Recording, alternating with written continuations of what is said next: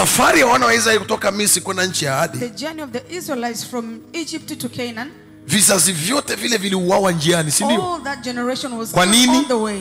Why? Kwa sababu ya uasi. Because of rebellion. Kwa Mungu wao. To their God. Kaangalie walipofika Kanaani. When they reached Canaan, walifanya nini? What did they do? Walifanya uasi. Na wakati mwingine Mungu akawa anawaambia kabisa, God told them, wamenitenda sawa sawa na walivyonitenda nani? Baba zao. So utakuja kugundua ya kwamba uasi, you come to understand that rebellion, ni roho ambayo pia inapita kwa njia ya damu. is a spirit that passes by blood. Kuna watu wanaharibu kanisa A, there are other people that destroy in wanaligawanya, they divide it, wanaenda kanisa B, go to another church, wanaligawanya, they divide it, wakitoka hapo wanaenda kanisa C. when they go to another watu church, kama hawa ukifuatilia kwenye historia yao, people like this, when you follow their history, unagundua damu yao you'll find that their blood imebeba uasi. carries rebellion. Uasi nilisema ni nini? What the rebellion Ni kwenda kinyume na taratibu. is going against procedures. Uasi nilisema ni nini? What did I say about Ni kuwa na rebellion? upendo wa plastiki. Is to have a fake love. Uasi kama waliofanya kina Kora. Rebellion like the way they did Korah. Kila Mungu akitoa utaratibu wao hawataki. Every time that God gives instruction, they did not want. Kazi yao ni kushindana Their tu. work is just to compete. Ukikutana na watu wasiopenda utaratibu, When you meet people that do not like to follow wamebeba roho ya uasi. they carry rebellion. Sasa kuna roho ya uasi inaweza kumvaa mtu. There's a spirit, this spirit can just attack somebody. Lakini kuna roho ya uasi ambao ni it's a bloodline but issue. another one, it is. Watu wanaasi maofisini. People rebelled in the office. Ile spirit inawafuata na kanisani. The same officers follow them to church. Wanaasi na kwenye makanisa. They rebel in the church. Kwa mfano huko hapa mtu anachukuliwa hatua. For instance, when you are here and you are taken, anakuwa disciplined. You are disciplined. Kama una hiyo roho ya uasi unamuunga mkono. Unaweza ukamchukua hata ukamweka nyumbani kwako. You will take that person to your home. Ukifuatilia na we kazini kuna vitu vya kiasi umevifanya, ama ukafukuzwa ama ukatengwa, unajikuta the same spirit is following you. Roho ile ile inakufuatilia. Wangapi wanaelewa kitu nasema? Kwa nini kwenye bloodline uasi unatenda kazi? In your bloodline rebellion is doing its work. Watu wa namna hii wameharibu makanisa. People like these have destroyed churches. Wameharibu ofisi za watu. Destroyed offices. Wanaenda mahali wakikaa wanavuruga, wanaenda wanavuruga, yani ni wavurugaji.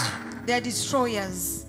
Mungu akutenge nao katika jina la Yesu. God separate you from them in Jesus name. Na kama ni wewe, Mungu akuokoe kabisa na hiyo roho ya uasi. Kwa sababu Biblia inasema uasi ni sawa na uchawi.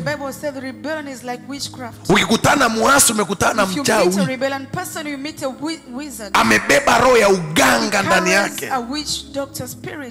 Ofisi nyingi zimekuwa mianga hivi vitu. Yani mtu anaharibu ofisi A, anakuja kwako anajionyesha mzuri. Na wewe unampokea unasema achana na wale wapumbavu hawakujua ulichobeba. Unamleta na kwako na kwenyewe anavuruga. Sema amina. Hujajua umepokea waasi.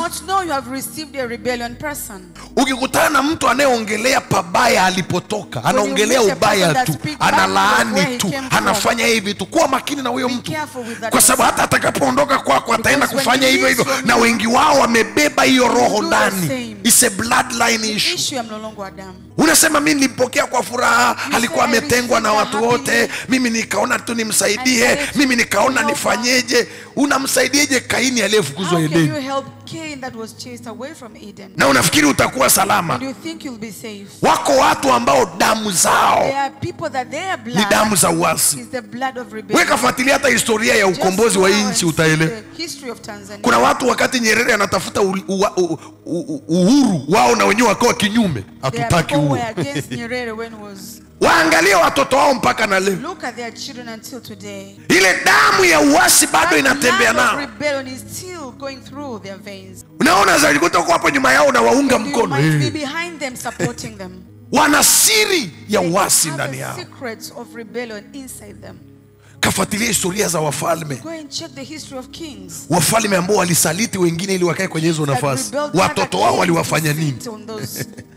Kwa nini uasi unapita kwa njia ya damu? Rebellion passes by blood. Hata kaa kwa amani kwa hiyo nafasi uasi unapita kwa njia ya damu. Because rebellion passes through blood.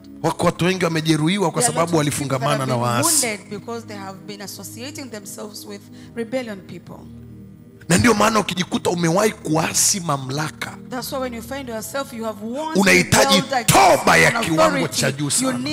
Mamlaka ndani ya kanisa, mamlaka kwenye serikali, mamlaka, ukaasi mamlaka. Nikupe siri leo, mtu yoyote anayeasi mamlaka yoyote ni adui wa Mungu. Kwa sababu yasema itiini kila mamlaka, maana mamlaka zote zinatokana na Mungu. Zinakupendeza au hazikupendezi, unaziunga mkono au uziungi mkono, as far as you rebel against the authority, you are against the Lord. Uko kinyume na Mungu. Ndio maana kuna watu walitoka kwenye makanisa fulani fulani, ukutana nao mtaani ni kama waganga wa kienyeji, vichwa vyao vimeharibika. Nani anawapinga? Mungu mwenyewe. God himself. Wakainuka kinyume na watumishi wa Mungu. They raise against men of God. Wanatangatanga, wanatafuta makanisa ya kukaa, hawapati makao. Kwa nini? Ndani yao wana uasi.